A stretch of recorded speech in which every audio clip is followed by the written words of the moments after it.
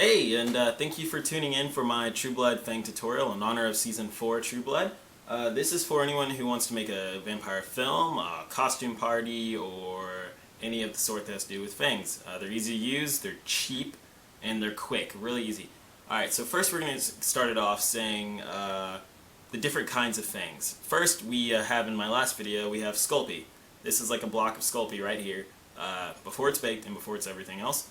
It comes on white, too white for your teeth. Next, we have clear nail acrylic. Clear nail acrylic is, well, it's kind of expensive. It's $6 at your drugstore, and it comes with powder and a liquid, and you mix the two, and it gets really hot and hardens. This is not like Sculpey. You cannot just throw it on your teeth or your gums and expect it to form. You have to make a mold of your teeth, which is why this is probably the longest way to make fangs, because you make a mold of your teeth here, and then once you put the stuff on there, it hardens, and then you pull it off like normal, and then you grind it down and you have your teeth. It also comes out a little bit yellow, too yellow for teeth. Usually fangs end up being too white. Now these fangs are too yellow, so these fangs I would not recommend either. What we're going to be using is the best stuff. It is moldable plastic. It's called Instamorph. You can buy Instamorph, or there's other different brands like Friendly Plastic Pellets, or something called like Safe Mold, Secure Mold, something like that. Well, this is moldable plastic. It is white, pretty good, very.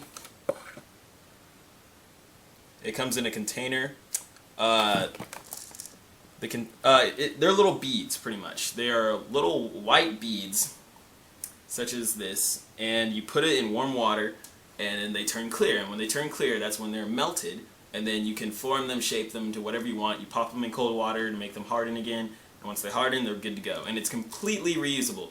I have a bunch of mess up fangs over there behind me in like little balled up pieces, just because you can just pop them back in there, the container, and put it back in warm water and keep going if you mess up or whatever. That's the thing about Sculpey. Sculpey, you mess up, you have to start over, you have to recarve and everything. Clear nail acrylic, you mess up, you have to remix and everything. These, you mess up, pop them back in warm water, mold them again, put them in cold water, try them out. If they work, they're good. If they don't, pop them back in warm water and do it over again. They're completely reusable. So that's why I prefer these. And we're going to go ahead and get started.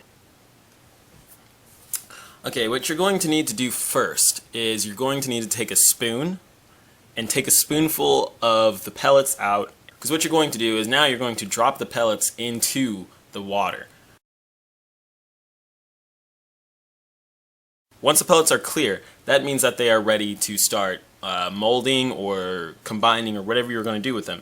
So what we're going to do is stir the cup, because once you start stirring the cup, the beads are going to move around and start sticking to each other, and that makes it a lot easier than trying to ball them up with your hand or something.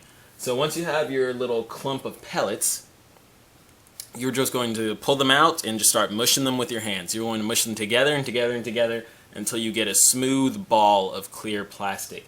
If there's any white in it, it's not fully melted yet. Just throw it back in there and let it keep melting. You're just going to keep mushing them, mushing them, mushing them. I like rolling mine into a ball, and once you roll it into the ball, you'll be able to split it apart, because you'll realize that you have way too much to put on one tooth.